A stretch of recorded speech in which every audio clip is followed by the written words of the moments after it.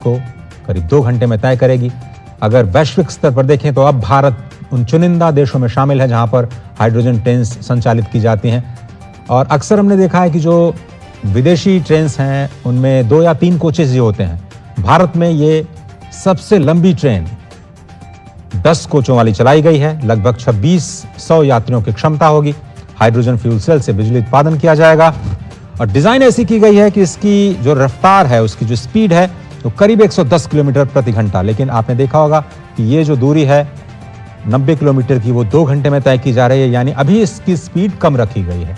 इसको भारतीय ट्रैक्स पर संचालित किया जा रहा है। पायलट प्रोजेक्ट है, देश की पहली हाइड्रोजन ट्रेन। इसके सफल संचालन के बाद ऐसे रूट्स जहां पर इलेक्ट्रिफिकेशन नहीं हुआ है वहां पर हाइड्रोजन ट्रेन को चलाया जाएगा।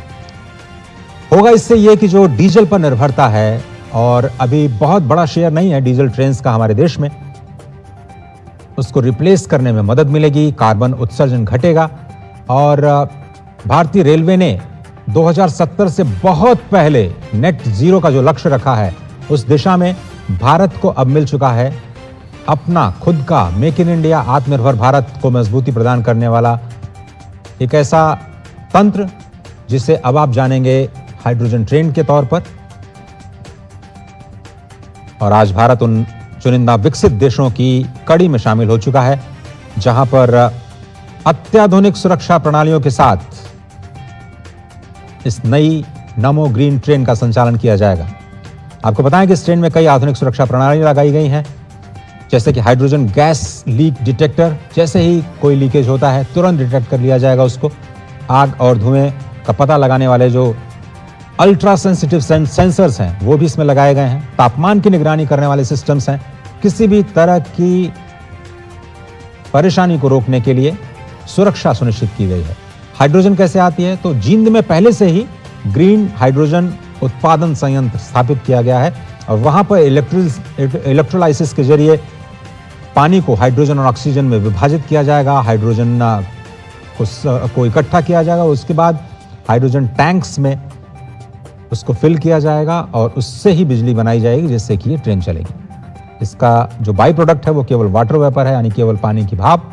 प्रदूषण बिल्कुल नहीं, जीरो प्रदूषण। ट्रेन में बड़े बड़े हाइड्रोजन टैंक्स, जिनकी तस्वीरें हमने आपको दिखाई। प्रधानमंत्री नरेंद्र मोदी ने इस देश में ग्रीन हाइड्रोजन मिशन की शुरुआत की और उसी के तहत ये हाइड्रोजन पावर्ड ट्रेन आज देश में संचालित की जा रही है। और वर्षों के अनुसंधान, परीक्षण और भारतीय रेलवे के स्वदेशी विकास यानी मेक इन इंडिया का यह परिणाम। इसका उद्देश्य डीजल ट्रेन की तरह जगह एक स्वच्छ, कम प्रदूषण वाला विकल्प विकसित करना है। और इस ट्रेन के मानक जो है वो research design and standard organization RSDO ने तय किए। ट्रेन का निर्माण चेन्नई के इंटीग्रल कोच फैक्ट्री में किया गया और भारत में ही इसे डिजाइन किया गया, भारत में ही विकसित किया गया और यह कंप्लीटली इंडिजिनियस परियोजना के तौर पर हमारे सामने है। तो आज का दिन बहुत ही ऐतिहासिक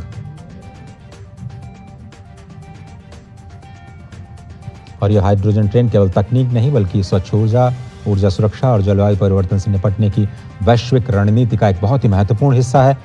भारत जैसे देश के लिए जहां पर अधिकांश रेलवे नेटवर्क का विद्युतीकरण हो चुका है, आपको बताया मैंने, लेकिन कुछ मार्ग अभी भी हैं जहां पर डीजल की निर्भरता है, जहां पर इलेक्ट्रिफिकेशन नहीं हुआ है और हाइड्रोजन ट्रेन्स एक बहुत ही प्रभावी और पर्यावरण अनुकूल समाधान बन सकती है। भारत जैसा कि आप देख रहे हैं कि स्वदेशी तकनीक विकसित करने में सफल हो चुका है, तो ये वैश्विक हरित परिवहन यानी जो ग्रीन मोबिलिटी है, जिसकी पूरी दुनिया में इस वक्त चर्चा हो रही है, इसमें भी एक प्रमुख भूमिका निभा सकता है। और ये टेक्नोलॉजी भारत के बाहर भी शेयर करने के लिए भारत बिल्कुल तैयार नजर आता है। तो पहली बात, ये दुनिया की पहली जो व्यावसायिक हाइड्रोजन ट्रेन है। आपको बताएं कि फ्रांस में शुरू की गई थी, कोरोडिला आइलैंड, और एक बार हाइड्रोजन भरने के बाद इसे 1000 किलोमीटर तक चलाया जा सकता है। लगभग गति 140। ये दुनिया की पहली हाइड्रोजन ट्रेन है, उसकी हम बात कर रहे हैं। और ट्रेन के संचालन के दौरान केवल पानी की भाप निकलती है।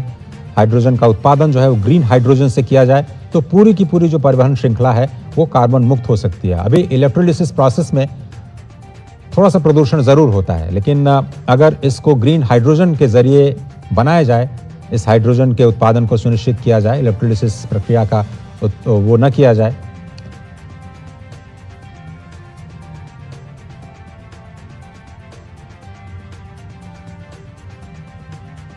तो ये भारत की जो तकनीक है अपने आप में एक ज़बरदस्त उदाहरण नमो ग्रीन रेल का।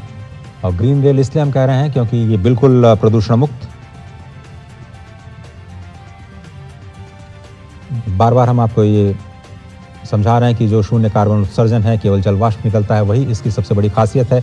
डीजल का विकल्प है, बहुत कम शोर करता है, डीजल इंजन की तुलना में बहुत ही शांत इसका इंजन है। ऊर्जा दक्षता के मामले में जो फ्यूल सेल है और बैटरी मिलकर के ऊर्जा का बहुत ही बेहतर उपयोग करते हैं। ब्रेकिंग ऊर्जा जो है उसका फिर से उपयोग किया जाता है, यानी रीजनरेटिव ब्रेकिंग से इसकी बैटरी को चार्ज किया जाता है और तेज़ रिफ्यूलिंग होती है। बैटरी चार्ज करने की तुलना में हाइड्रोजन फिल करने में बहुत कम समय लगता है। लंबी दूरी के लिए बहुत ही उपयुक्त है, जहां पर विद्युतीकरण व्यावहारिक नहीं है। मिसाल के तौर पर नॉर्थ ईस्ट की बात करें, जहां पर इलेक्ट्रिफिकेशन ट्रेन रूट्स का थोड़ा सा मुश्किल है, वहां पर इस तकनीक का इस्तेमाल किया जा सकता है। और सबसे पहले आपको बताएं, 1960 में अमेरिकी अंतरिक्ष एजेंसी नासा, उसने अपने अपोलो मिशन में इस फ्यूल सेल तकनीक का इस्तेमाल किया था। रेल क्षेत्र में हाइड्रोजन तकनीक को जो कॉमर्शलाइजेशन करने का अगर श्रेय जाता है तो वो है फ्रांस की कंपनी एल्स्ट्रॉम को। एल्स्ट्रॉम ने सबसे पहला कैनेडिया आइलैंड नाम का दुनिया का पहला यात्री हाइड्रोजन ट्रेन